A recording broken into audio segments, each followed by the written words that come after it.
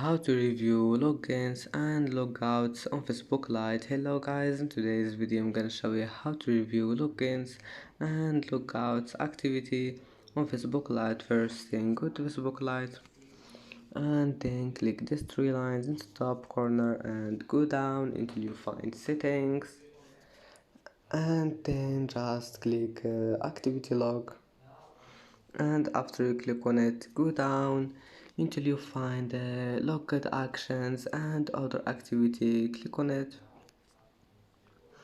and here you need to go down until you find logins and logouts, and then just click on it.